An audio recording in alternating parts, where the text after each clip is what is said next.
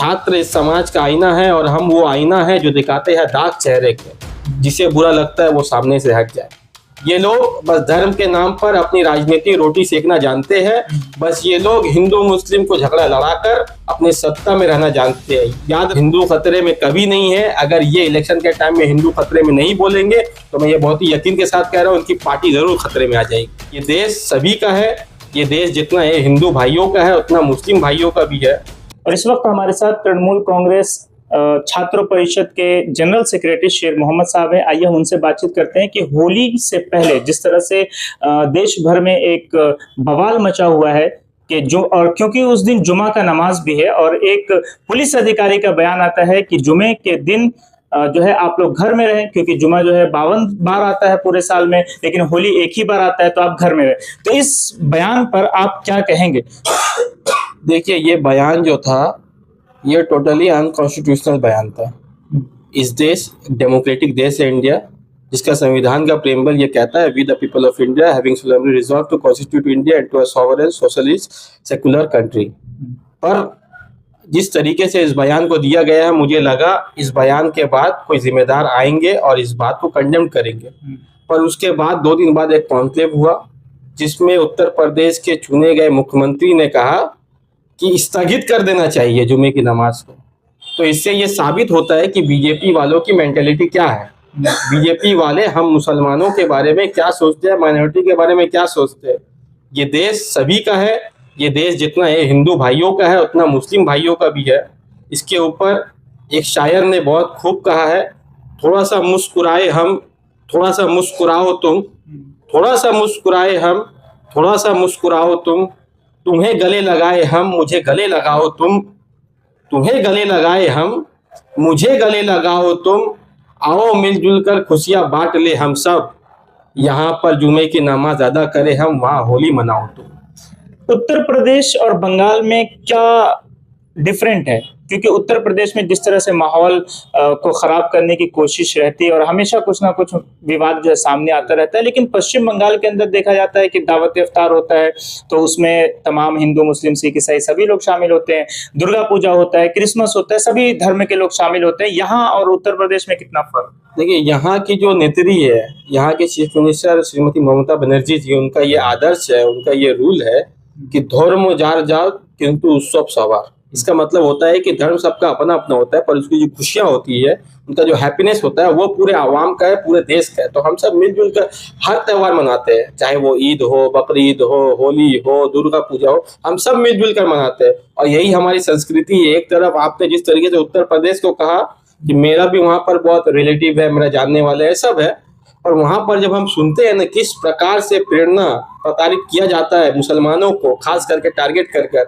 आपने सुना होगा एक मुसलमान व्यक्ति के ऊपर कुछ मामला हुआ, उनके घर को ढा दिया गया। कुछ दिन बाद मालूम चला वो निर्दोष था, कोर्ट ने उसे बाइज्जत बरी कर दिया कि उनको घर को गिराया गया। उनका भुगतान कौन करेगा? क्या योगी सरकार करेगी? मोदी सरकार करेगी? नहीं। ये लोग बस धर्म के नाम पर अपनी राजनीतिक रोटी सेकना जानते हैं। बस ये लोग हिंदू मुस्लिम को झगड़ा लड़ाकर अपनी सत्ता में रहना जानते हैं। याद रखिए, जब जब ये लोग कहते हैं कि हिंदू खतरे में है, हिंदू खतरे में है, हिंदू खतरे में कभी नहीं है। अगर ये इलेक्शन के टाइम में हिंदू खतरे में नहीं बोलेंगे तो मैं ये बहुत ही यकीन के साथ कह रहा हूँ, उनकी पार्टी जरूर खतरे में आ जाएगी। पहले जिस तरह से नफरत पॉलिटिकल पार्टियों में होते थे, भाषणों में होते थे, लेकिन अब ये स्टूडेंट्स के अंदर भी आ गए हैं। बहुत सारे यूनिवर्सिटीज हैं, वहां पर जो है खुलेआम इस तरह के विवादित बयान सामने आ रहे हैं, बहुत सारे नारे सामने आ रहे हैं। आप एज अ छात्र परिषद के एक नेता होने की हैसियत से क्या कहेंगे? देखिए, मैं ये मानता हूँ और पूरा समाज ये मानता होगा, इस समाज के जो छात्र है वो इस समाज के आईना है और इस समाज के छात्रों को ही सामने आना होगा।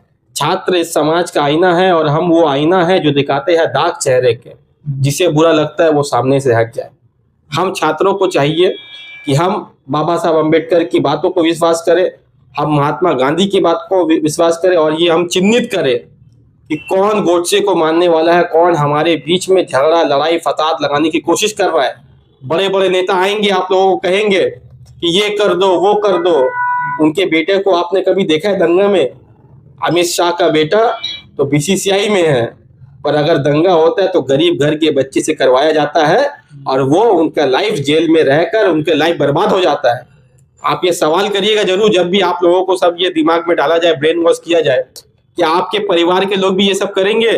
उनके परिवार के लोग नहीं करेंगे। उनके परिवार के लोग पढ़ने जाएंगे हार्वर्ड, उनके परिवार के लोग पढ़ने जाएंगे ऑक्सफोर्ड, और आपको हिंदुस्तान में रहकर दंगा कराने के लिए ये आप लोग को प्रेरित करेंगे। बोलेंगे मुसलमान अगर हट जाएंगे तो नौकरी आप सभी को मिलेगा, सब हिंदू भाई को नौकरी मिलेगा। 2 करोड़ रोजगार मिला, 15 लाख मिला।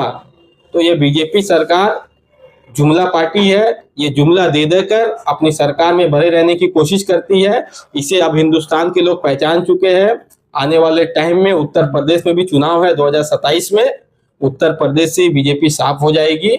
उससे बाद बीजेपी का पतन जो स्टार्ट होगा, हिंदुस्तान के बाद बीजेपी को हम लोग उखाड़ कर फेंक देंगे और फिर से हिंदुस्तान में एक ऐसी सरकार आएगी जो हम सबको लेकर चलेगी, भाईचारे को अमन रखेगी, अमन और शांति को बनाए रखेगी। बहुत बहुत शुक्रिया। तो हमारे साथ शेर मोहम्मद साहब थे, जो एक छात्रों के नेता हैं तृणमूल छात्र परिषद के, और इन्होंने तमाम बातों का जिक्र किया। आप भी बने रहिए लाइव इंडिया न्यूज के साथ और दीजिए हमें इजाजत। शुक्रिया।